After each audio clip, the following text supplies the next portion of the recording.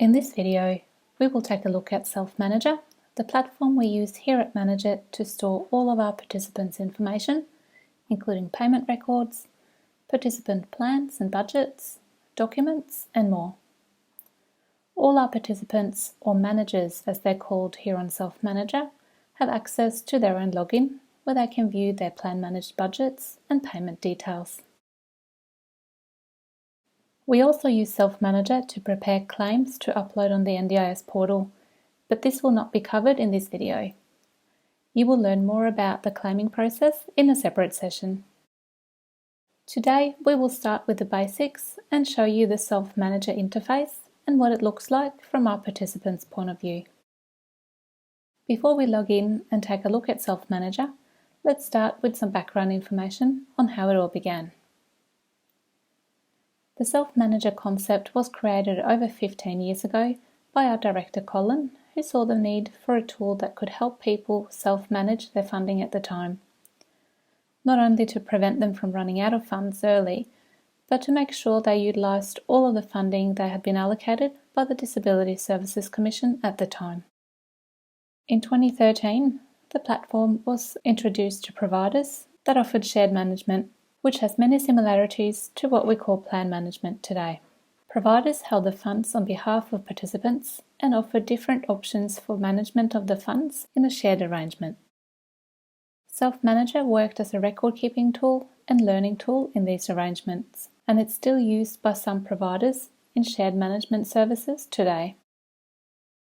In addition to providers who use Self-Manager for their shared arrangements, individuals subscribe to and use Self-Manager for their own purposes too.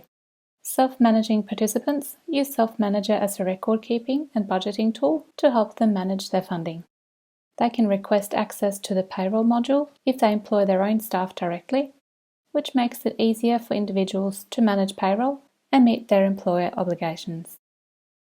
When the NDIS rolled out in WA, it was a natural progression for Manager to register as a plan management agency, with our expertise in shared management and the potential to use Self-Manager as a tool for payment processing as well as capacity building for participants. As the company grew with the expansion of the NDIS, Self-Manager went through a series of upgrades to keep up with changes in the plan management process. Today, we perform most of the tasks associated with plan management on Self-Manager. One final thing to note before we start exploring Self-Manager is the user levels. As a plan manager, you will have access to your list of participants and all their details, along with the backend module for NDIS claims processing. System administration access is granted to the administrative staff to assist with other tasks, such as participant allocations, reporting, and support. Participants have manager user access, and sub-users are third parties with access to one or more managers' accounts with specific permissions. Go to system.selfmanager.com.au. This should already be saved in the Favourites toolbar in your Google Chrome browser. On this page, you enter your login credentials. Use your dedicated email address and the password you were given to sign in. When you first log into your account, you need to set up your two-factor authentication. We can help you set this up, or you can watch the help video available on our website in the How To section. The dashboard page is the first page you see when you log into your account. On this page, you see notifications such as when a new participant is allocated to you, or if a participant has left comments against payment records. You can change your details in this section and update your password if you would like to change it to something else. Just click on this Update button to make the changes, then click on Update My Profile. You will see a list of your participants here on the Managers page. At first, you will only see the test manager that we use for training and demonstration purposes. This way you can practice before you are allocated real participants. The only thing you should not do is to delete him. You can update the details for each manager simply by clicking on their name. In addition to all the manager's personal details and password on this Profile tab, other important details to note at this stage is to make sure the NDIS number is entered in this field here, and this tick box is selected for all your managers. If any of your participants need extra time to enter their two-factor codes, you can change the settings here to Assistive. In the Permissions area, you can set different permissions for each of your managers. You can change these later on. We use the permissions as a learning tool where there is opportunity for capacity building for participants.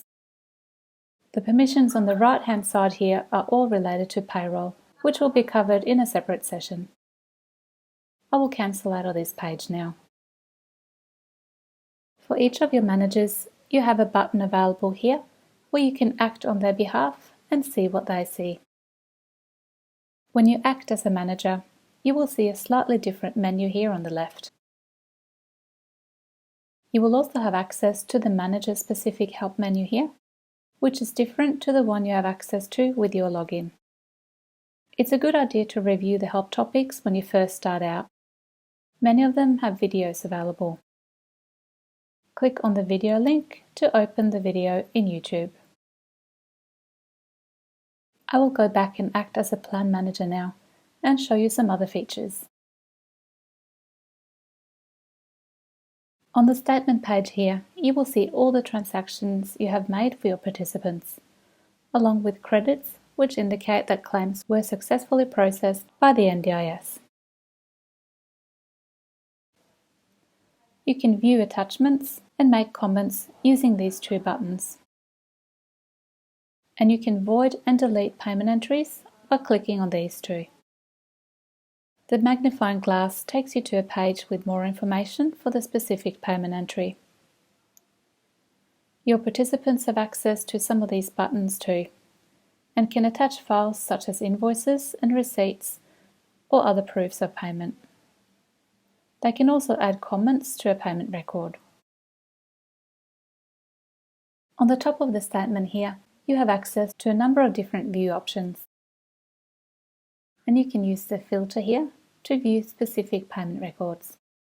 You will find these options very useful as your caseload grows and as you start to process high volumes of payments every day. Let's move on to the Budgets page, which you access from the menu here. You will see all of your participants' current budgets on this page, and you can use the filter on the top of the page here to find a specific manager's budgets.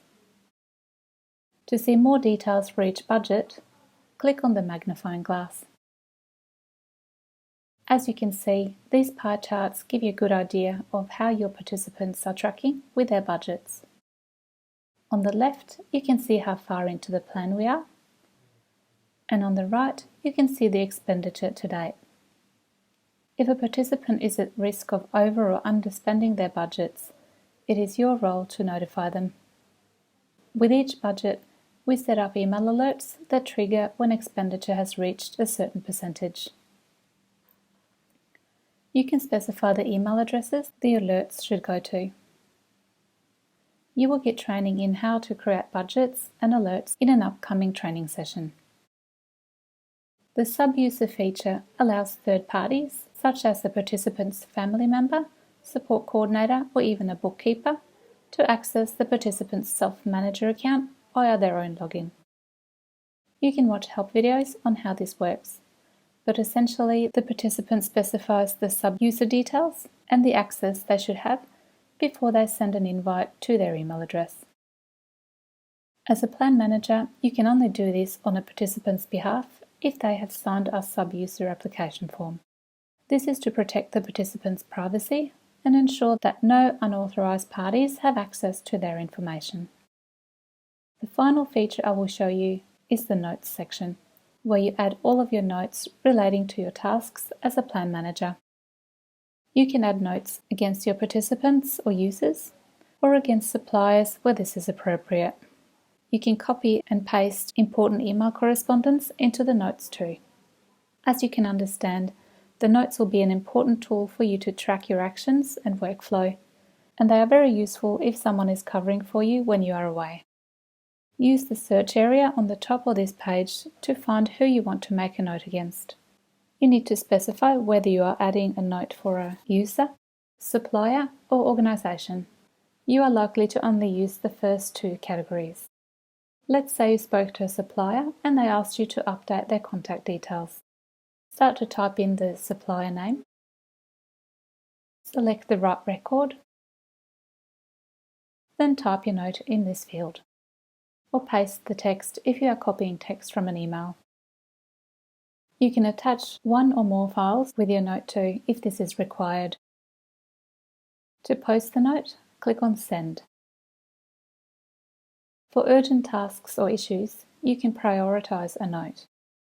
This means that the note sits in the right-hand column here until you deprioritize it. It is useful for tasks that you need to follow up on, or if you are handing over to someone else when they are covering for you. This was just a basic introduction to Self-Manager. As you progress through your training, you will learn more in-depth features that are relevant to the tasks you will perform as a plan manager. Don't forget to use the resources that are available on your USB and the content in the help section.